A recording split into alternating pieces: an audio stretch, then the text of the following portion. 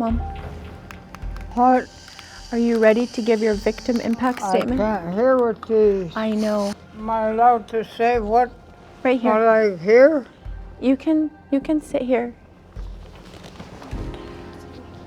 Yeah.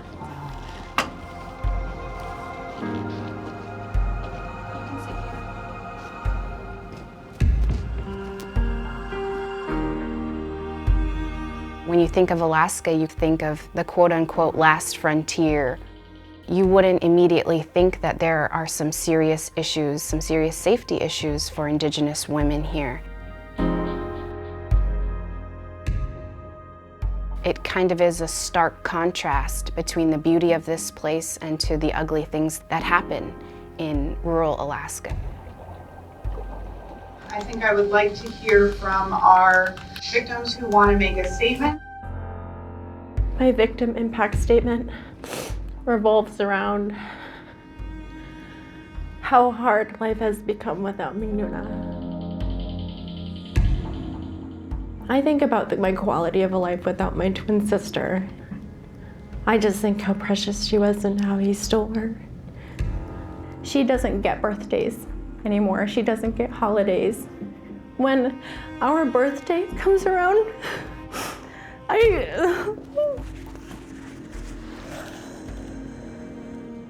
All right, hello? I can't hear nobody. November 8th, Alaska State Trooper drove up to tell her. I was knocked at my door. There was a lady trooper. She said, I'm sorry to inform you. They found your daughter deceased and they couldn't save her. I had to go through process of funeral home, grave digging, all that they do in the village. With shovels.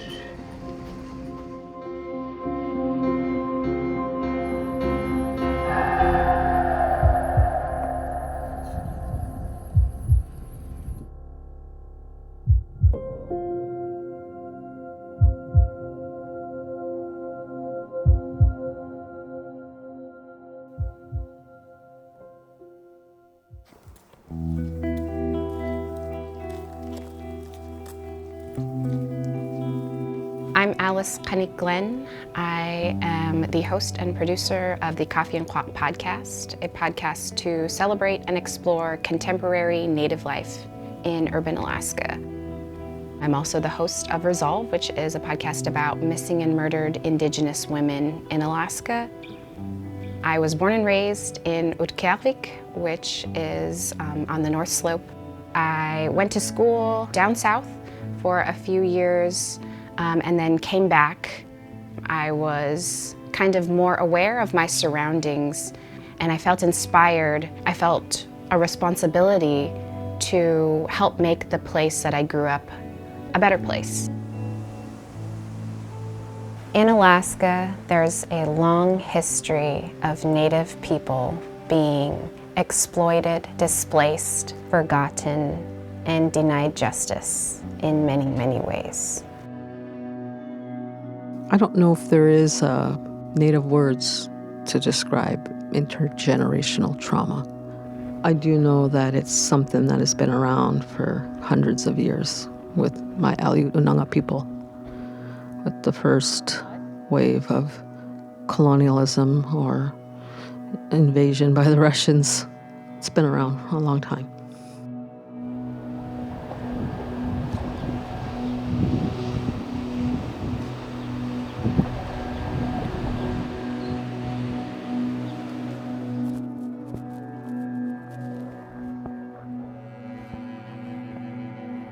I see myself really, first and foremost, as a person from the land, by the ocean.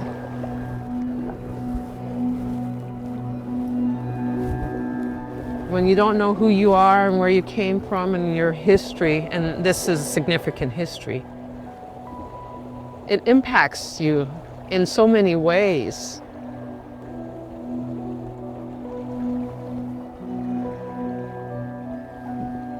Kamaralach, Tichlach Ich Dada Sach to Coquin, St. Paul Island Unanga.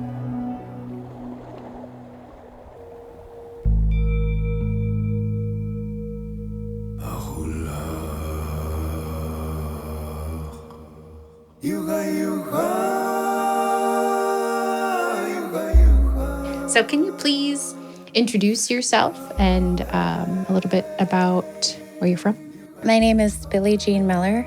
I am from a small village called Teller, Alaska. I am 7/8 Nipaq Eskimo and 1/8 German. My Nipaq name is Benakshuk. I have 15 siblings, 16 of us in a one-story house, 3 bedrooms, 1 bathroom, no running water. We had enough to have our own basketball team. Bobby and I were numbers 14. I was number 15. Bobby is my twin sister. Biologically, I was a baby. My parents were previously married, and then they joined families. Can you speak a little bit about your relationship with your sister? We were very close. We are the type of twins where we would finish each other's sentences.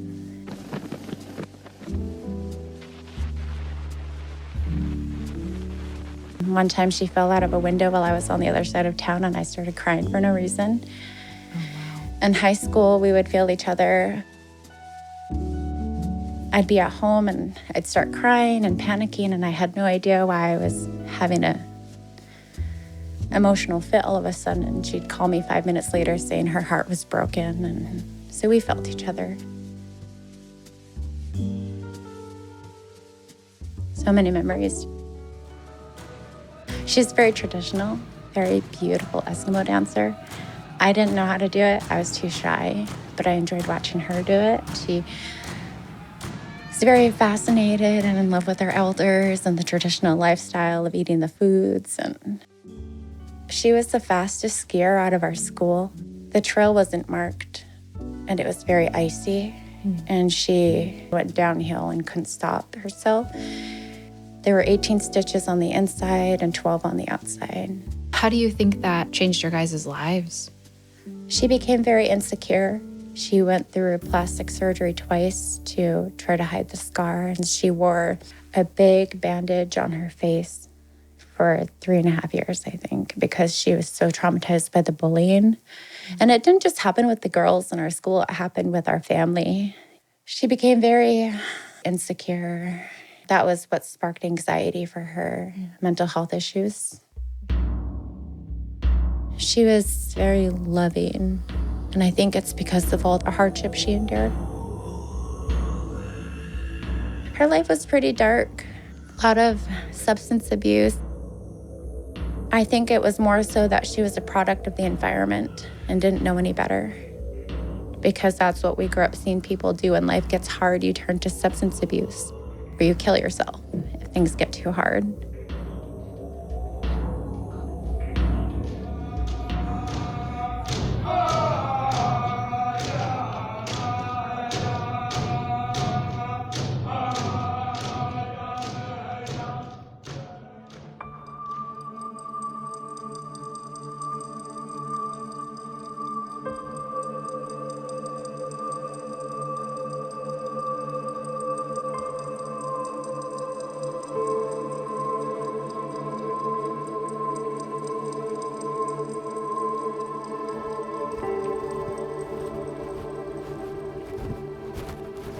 Hi, Mom. Hey, good to see you, Mom. How are you? Love you too. Good to see you too. Hi, Diane. Hi. I'm Alice. So nice to meet you. Wow, I like these blueberries. So pretty.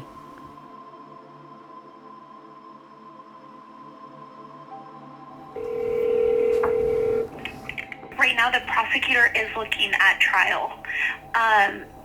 We were actually just looking at this case today, and she was talking about trial possibly being in November. I'd like to advocate for Bobby and my mother, and so I'd just like to be present going forward if that's possible. Yeah, I mean, it's a public hearing, so you can go to any court hearings that he has. I was just curious, you guys keep rescheduling his case. It's been a few years since he's murdered her, and so I would just like information on why that is. To speak with a court employee, press 0. I guess I'm curious what hinders this, like what would allow it to keep rolling on. It's just because it's possible that the DA or the prosecuting attorney, they're trying to maybe gather more evidence. They're not ready to go to trial. The same goes for the defending party. So until they're both ready to go, this can continue on for a long time. I know it can be frustrating and confusing. I'm not aware of all the, legal things that go on in the background, but I've seen cases go on for a very long time. Regarding the murder trial for Martin's accused, I felt very anxious when it started. And then as the reoccurring rescheduling kept coming to my phone, it became more of a sense of hopelessness. Like I didn't feel that justice was coming for Bobby, which holds a lot of energy in itself. And it's a very stagnant energy, I would say.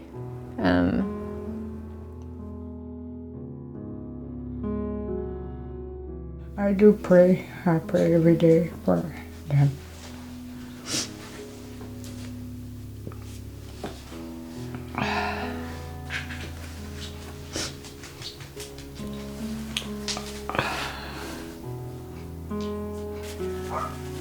She loved her mom so much, and her mom loved her. Go berry picking. And we'll pick flowers.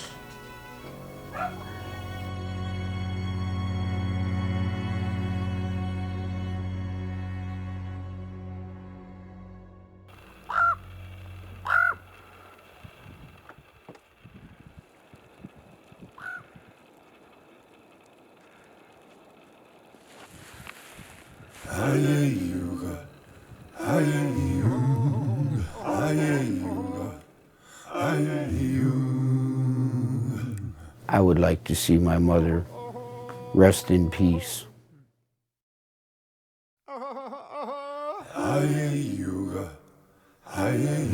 30 years later, there's still unanswered questions that need to be addressed. I'm tired of suffering. I want my mom to be known. I mean, this is wrong. To this day, nobody's been charged with a murder. Something's wrong. She took care of me and I miss her.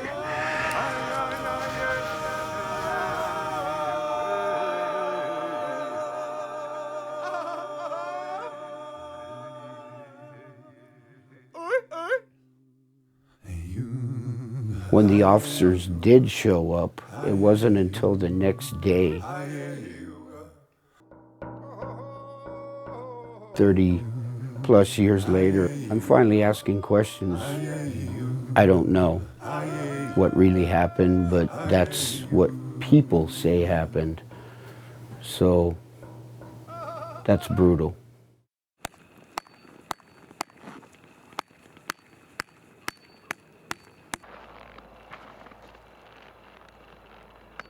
Point Hope, growing up in the era of '64, when I was born, I grew up in the Old Town site, where, everything truly was traditional. Sillox, the man-made freezers were, our backyards, and whale bones, where we have the feast set up everywhere.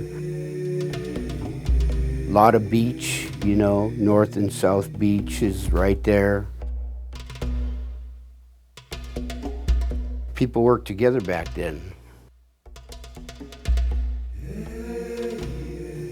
64, hanging out with the true elders.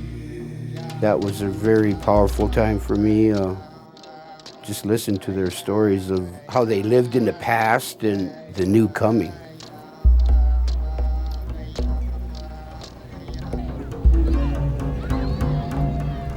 The way our people, lived and thrived off the land, always preparing for the season, whether it be spring, fall, summer, winter. Time to gather and harvest the food. Yeah, old stories. Interesting, powerful.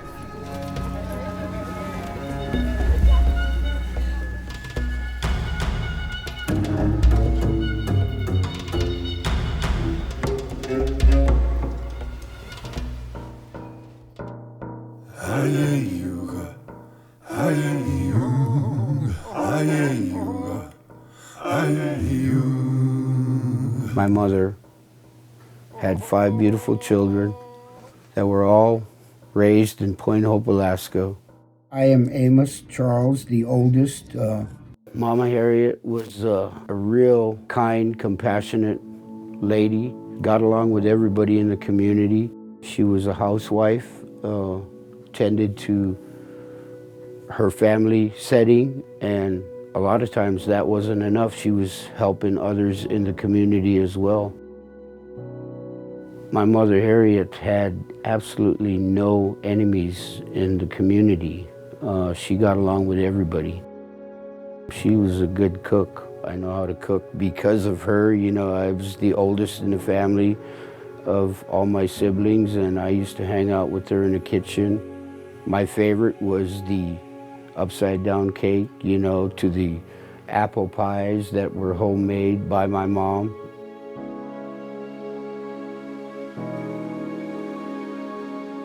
She baked, she cooked, she fed all of us. I was Mama's boy. Me and her were tight, we're close, and miss her. The divorce came.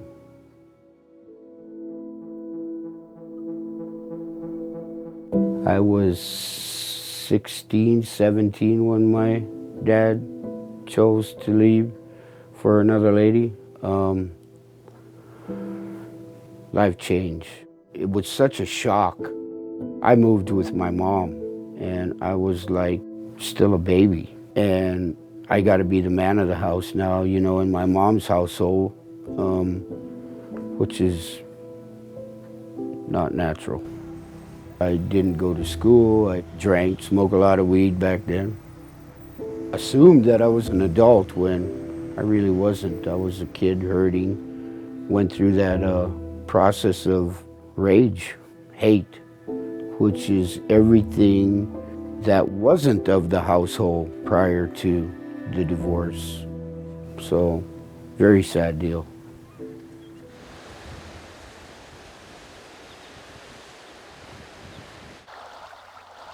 I witnessed and saw a lot of domestic violence in my community.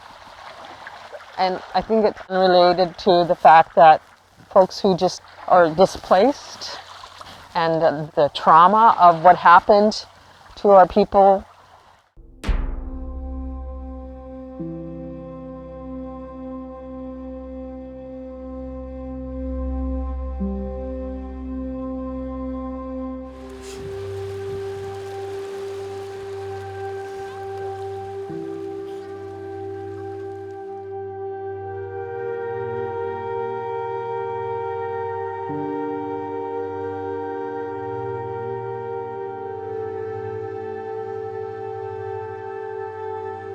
It's not unknown. There is history out there about this attempt to exterminate us for our resources through war and removal from our lands and removal from our families and put into boarding schools.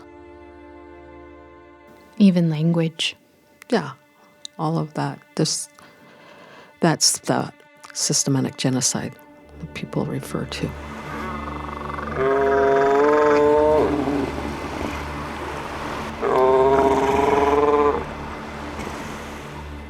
it wasn't for the oil or the timber or the fish or the crab, but the state of Alaska, this is the reason it was purchased from the Russians.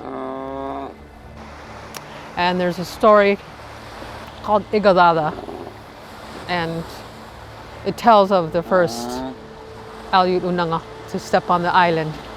And this is where he came to, this very spot. The soul needed to be, and is still needing to be, healed from all of that.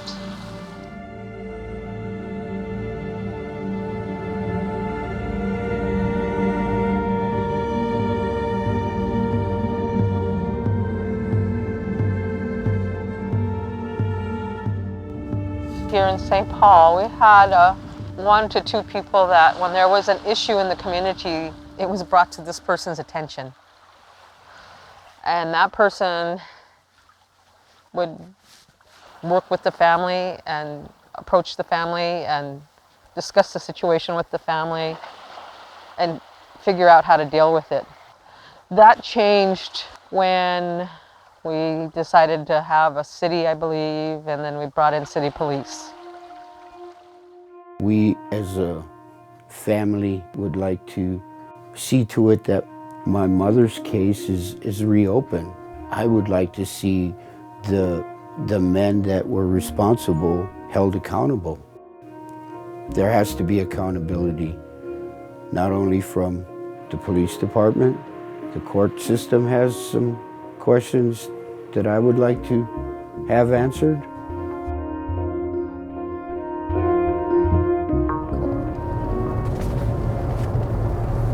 So Teller is how far from Nome again? 72 miles. And that's 72 miles which direction? North. North, It's like northwest. Hey, Alice. Do you want a water bottle? Oh, yeah.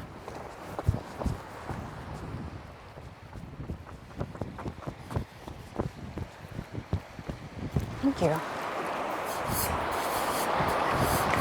I haven't done this in a long time. All right. It's just like riding a bike. Do not get wet. I am the second oldest of 4 daughters.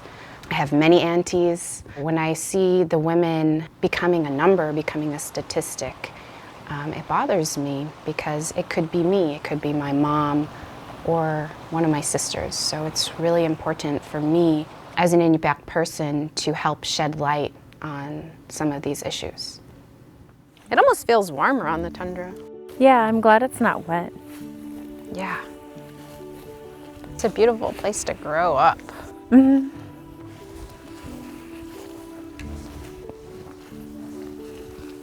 How does it make you feel? To be here? Yeah. Connected some way. Just like it's really important land. I feel like anytime I see someone sabotaging the land, I get really upset just because it's ancestral lands. Right. And it's where we get our food provisions. And Yeah, I feel the same way. it just feels nice and fresh. You know what's funny is I went home for Kiviak one time and I don't speak Inupiaq fluently, you know, and I'm always like, I wonder what they're saying. I wonder what they're singing about or, you know, what is it about? And then that same day we went out for a 4-wheeler ride up the coast. And then like all of a sudden like the dance moves started making sense when you're out on the land. Cause you know, you're like, you know, cause like sometimes they do this or like, I wonder what's over there. Or like, you know, like this or like all of the dance moves seem to be, like they make sense when you're out on the land. Yeah.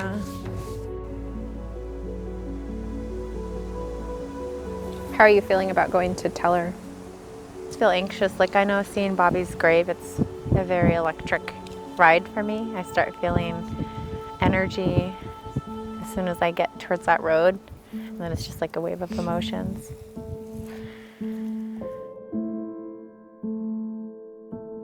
For me, it's kind of like I just walk up there knowing half of me is 6 feet down in the earth.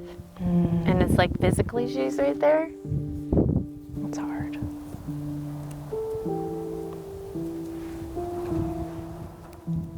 personally like never like to go up there forever again. But then that would feel disrespectful to her. I've been really anxious about it. Yeah.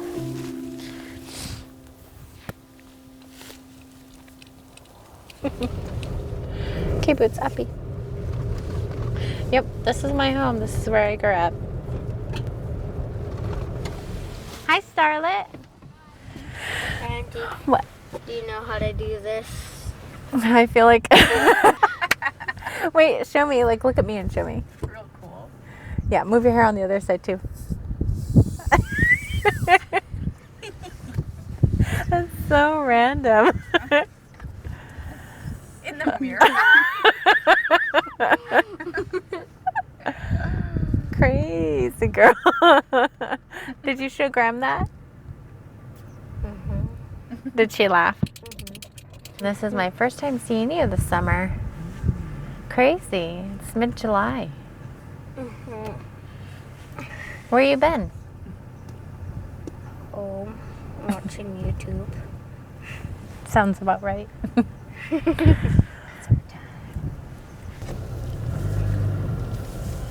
I think I should just stop right here. Starlet!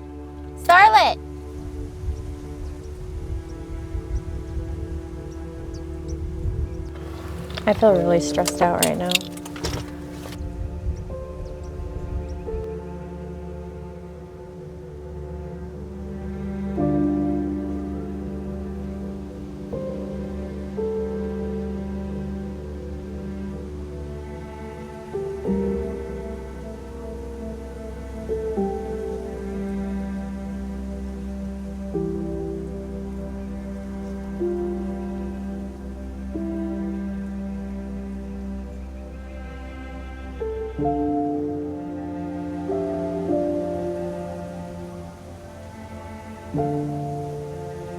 You know what I usually do when I come to her cross?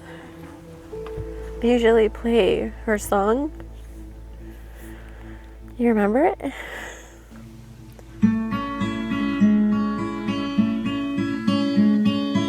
She could sing. I loved watching her sing while she played the guitar.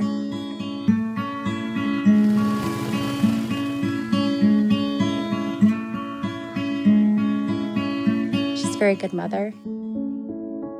Wee! Wee! Woohoo! Silly baby. I see you. I see you.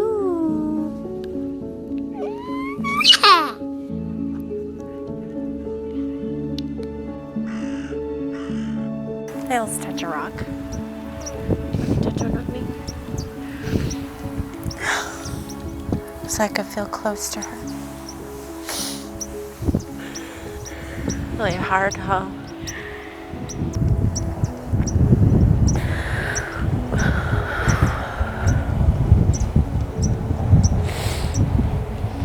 Come.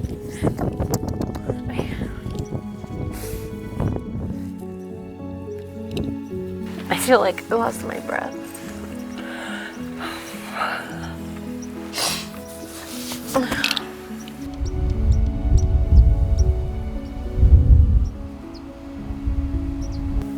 It breaks my heart.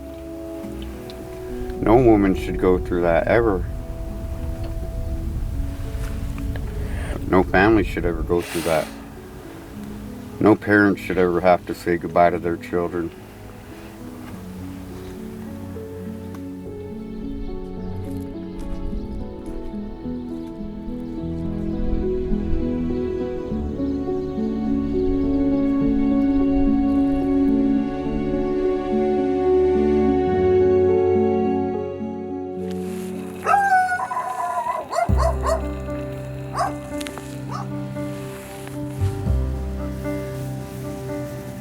I get a phone call from my brother and he tells me that Mom got hurt.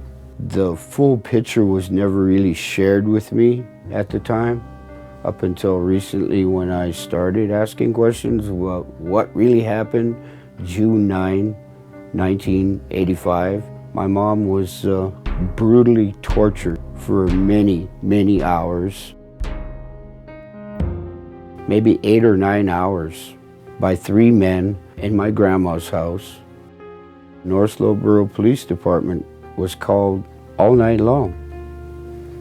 My mother was screaming all night long, and people in their homes, you know, a block and a half away heard what was going on all night long, throughout the morning.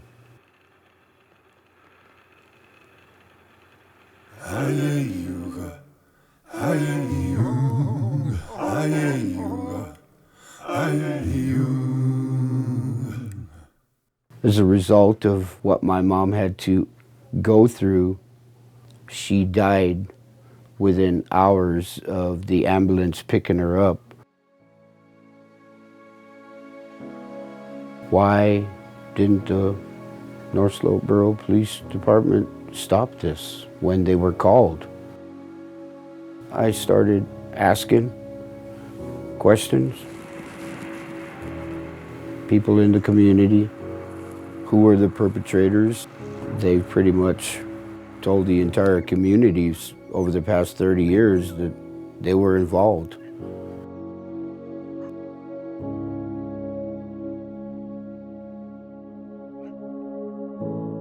One morning they woke me up and told me about what happened. They said that she was murdered, and I didn't know who or what happened. I just went crazy, you know. She was my best friend.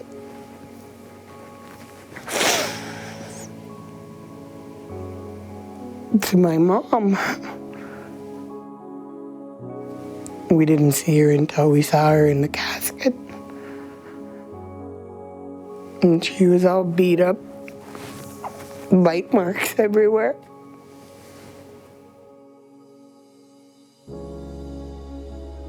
Nobody was charged with a murder, torture, kidnapping. My dad remained in the community. He was just an earshot away from where this incident was happening, and I can't help but to believe maybe my father heard it too. Heard someone screaming all night long. 3 men. My mom was bit 143 times. No autopsy. No open court doors for none of us. They didn't get to the crime scene for hours.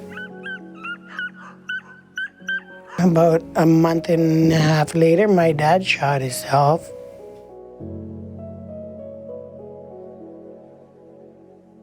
There were points in my life when I was drunk, I'd go to my dad's grave and shoot at his grave. I would break his cross and blame him. I was into alcohol. I started drinking a lot. I ended up in jail from 18 to 21. I was done, no more childhood. I had to survive.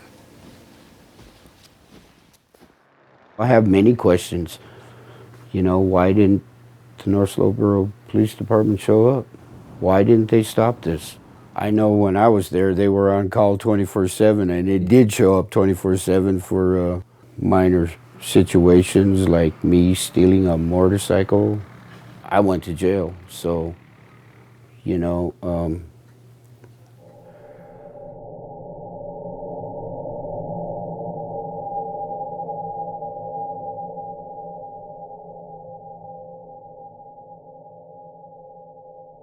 deep down, I know my father loved my mother. He's not here today. 77 days of the thought of these men doing that to his wife, of 5 children.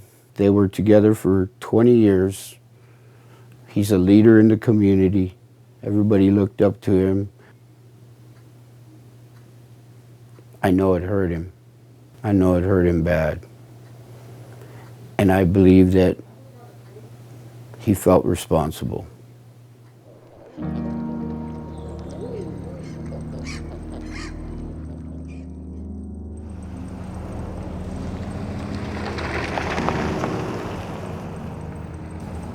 She went to the police station asking for help, and they called her crazy and turned her away 3 days before she died. I kept having nightmares about being choked or suffocating. Hello. Hi, Mom. We're doing the podcast recording right now, and I have you on speakerphone. Really healthy baby. Yeah. Very close, very loving. A lot of bond and similar. Really close with each other. It really hurts. It hurts.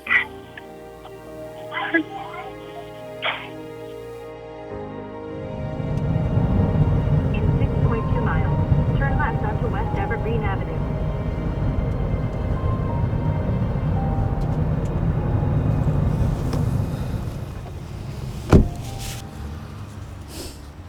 They didn't know the cause of death. Well, they couldn't rule it out for a month. I don't even know what I'm going to say. Hi, my name is Billy. I was curious if you can help me outside of the motel office. I'm hoping that you can let me visit this space regarding Mingnuna Miller. She was murdered here in 2019 of November. Okay, he said he's willing to talk. It's just interesting to see like where she's been.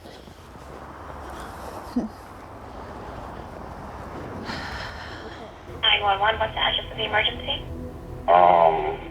My honey, I think she just died. And what makes you think she's dead?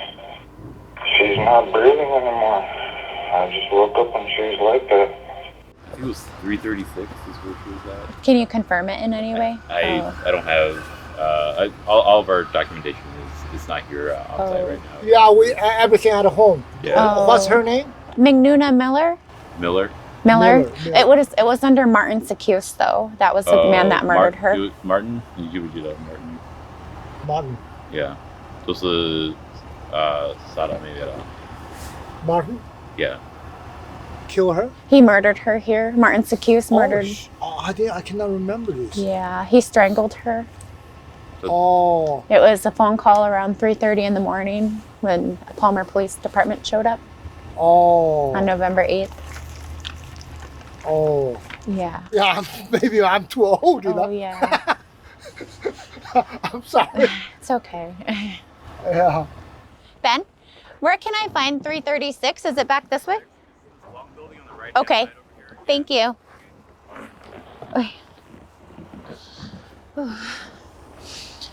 Okay.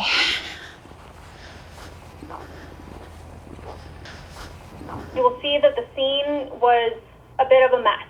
It was in disarray. They had to step over a large amount of vomit, some amount of feces, and enter a small room, what would become a very crowded room, to find Mingnuna on the floor. She was on her back. She was in between two beds. She was naked and she was bruised. She was also unresponsive. It looks so occupied. There are so many doors around and so many spaces, and for her to be screaming. I don't know why nobody helped her. So I feel anger. Just being here, seeing that there's 2 doors on each side. Or that the office is 100 feet away. The police department is a mile up. A bunch of traffic. I just have a lot of questions about people.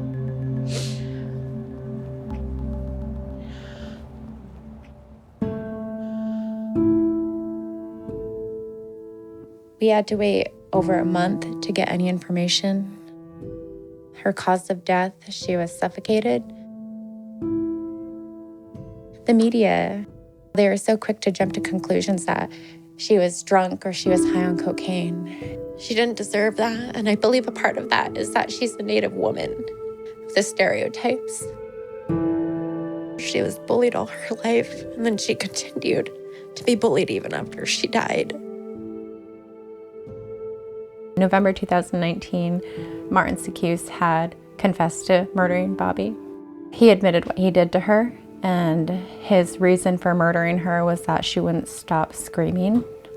I don't understand how that's not enough to put someone away for life. When she died, her medical examiner said she was sober, and that was a relief to hear, but it was also hard to hear that she suffered.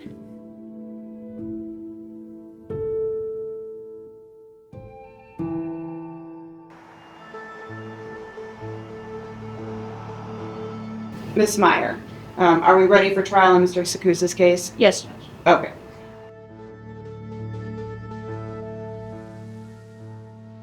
When you consider the evidence, you must not be influenced by sentiment, prejudice, passion, or public opinion. You must base your verdict upon a fair consideration of the evidence.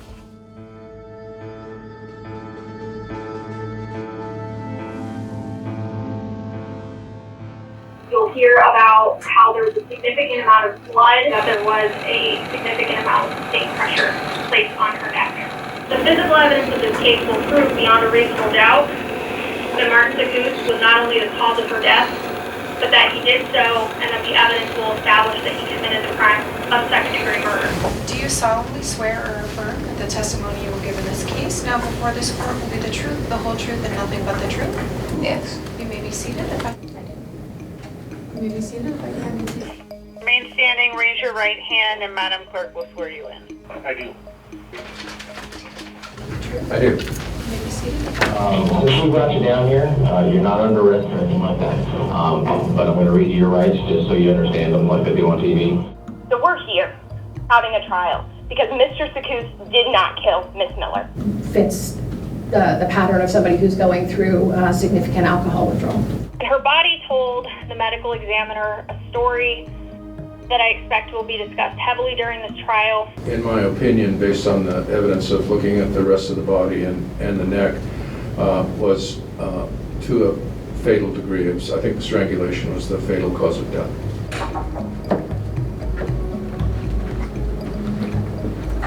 Strangulation was not only the cause of her death, but it was at the hands of Martin Secuse under circumstances that he knowingly engaged in, under circumstances amounting to the extreme indifference to the value of human life. And so for that, at the end of this trial and at the end of your deliberations, I will ask that you render a verdict of guilty in this case. Dr. Thompson got it wrong. Plain and simple. Why would he call 911 if he had just killed her? The burden's on them, so they get one more chance. But they don't get the last word. You do. Find him not guilty.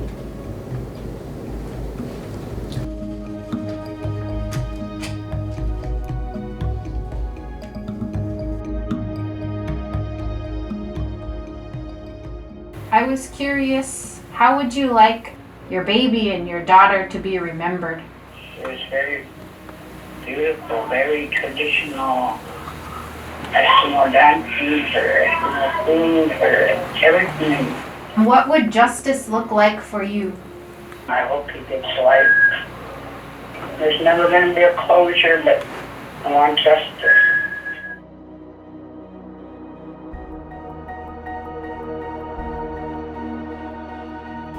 It's just interesting that the system could take so long to prosecute someone. In 2003, following Mr. Secuse's criminal rampage, the pre-sentence report writer noted, quote, Mr. Secuse has expressed no remorse for his actions. He also noted that Mr. Secuse's actions demonstrated, quote, no respect for the value of human life. Both of these statements are equally true today. For these reasons, the court finds that isolation should be the primary sentencing goal in this case, and that a lengthy period of incarceration is appropriate. Therefore, I am imposing a sentence on Mr. Secuse of 65 years with 15 years suspended. Mr. Secuse, you do have the right to appeal your conviction and the sentence. You must do so within 30 days from today.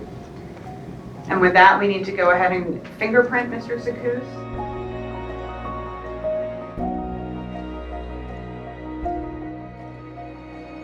I'm happy that she had Ms. Del Frate and the lead investigator to support her, even though she's not alive. And then I'm glad that the judge took her time with her decision and factored everything in to the sentencing. That was really good. Hello? Hi, Mom. Hi. Did you watch it? All called online, but I wish I could have watched it, but I'm pretty, how you feel? I'm pretty pleased with the outcome. I think it's a pretty good outcome, given his record. He'd be right. Yeah, and that's exactly what you wanted, right? We're happy for the family and Star and everybody. Me too. I love you. I love you too, Mom, and I'm glad you got to hear it. If I could push one thing, it would be to know how to advocate for your family if you're ever in this situation, because when she died, I didn't know how to really advocate for her. Had I been stronger, I would have talked more to the police department or the investigator. I don't feel hate towards him. I just miss Bobby. A couple of classmates had experienced that same kind of common themes in their life. Domestic violence, alcoholism. Then it happened between their parents, and then they themselves had that happen in their relationships as adults. And then they were living here on the street, and then they were murdered.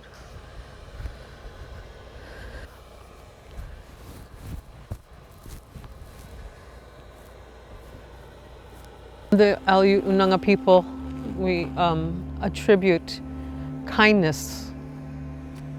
The church, the Orthodox Church, even at a time when the Russian seamen and were here and in Alaska and trying to take over, conquer our people and enslave us, war with us. It was the Orthodox priest who took care of us, advocated for us, educated us. There was a time where the Aleut Unanga people spoke 3 different languages. We're always highly educated, and we have a lot to be grateful for in that way with the church. It is important to want to know, to talk about these things, to find out, what actually happened in our past and how we got to be where we are today. There are elders who have said it's time to start talking about these things.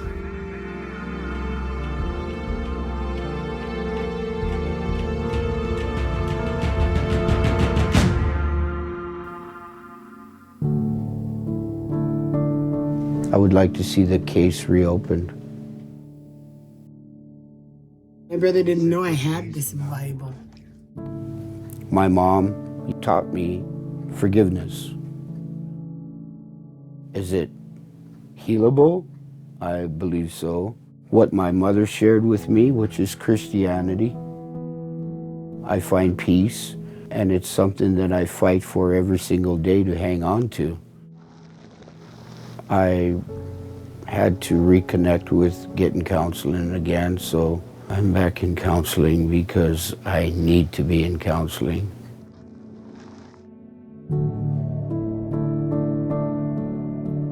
Dealing with alcoholism, I've been sober for going on 6 years now and seen every doctor, seen every psychologist.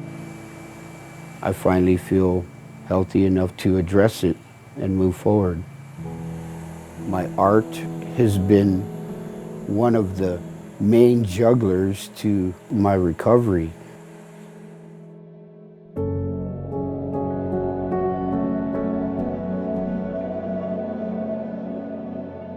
It's peaceful. I get to come in here and just think up of stories that I heard, and I get to work, start making a piece with a story. such as that right there, or that one, or that one, or the one behind me.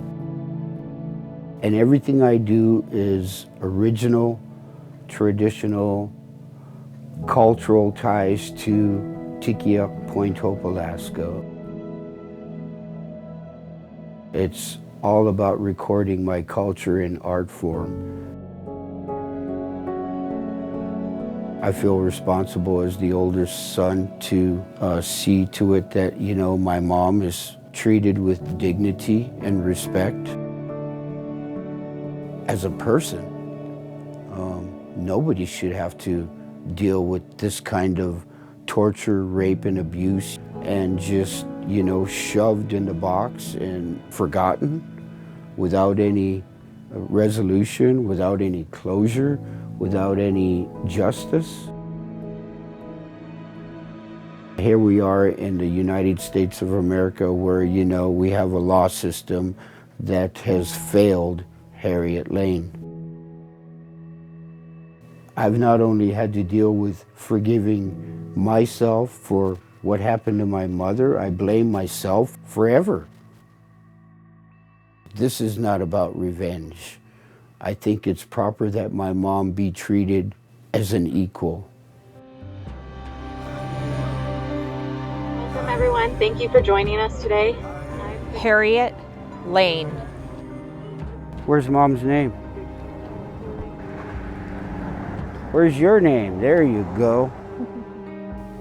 I would like to think that my mom is looking down now and just thinking, you know what, right on. If I can't take care of myself, I sure can't take care of anybody else. So I go out of my way to take care of myself today. Spiritually, emotionally, mentally. Then I could provide for my mom's grandchildren. I would like to think it's time for my mom to be heard.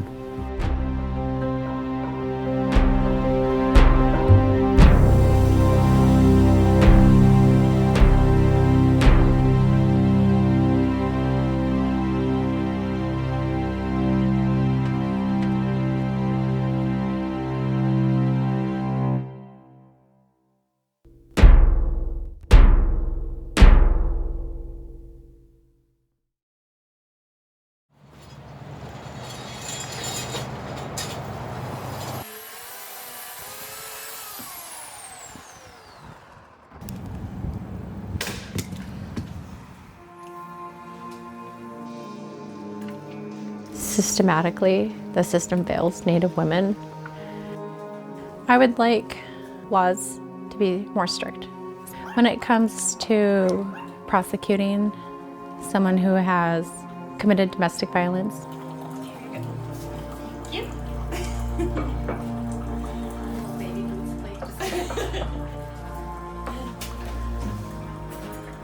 Oh my gosh, my very favorite part. it's a very scary feeling to be a Native woman and to see them fail my twin sister the way they did. Women are not just statistics, they're not just numbers. They're real people that influence the other people around them. They influence their communities. So when one of us isn't safe, it makes us all vulnerable.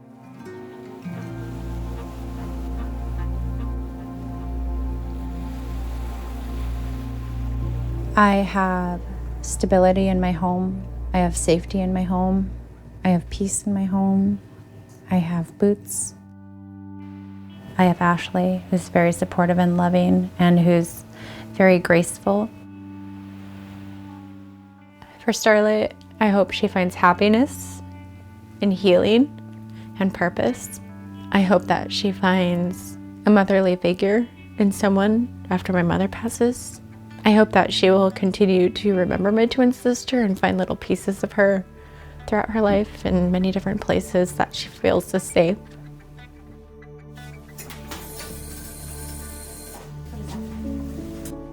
Nuna was very connected to her elders. She's probably the reason why I started my shop was I needed something to keep me busy.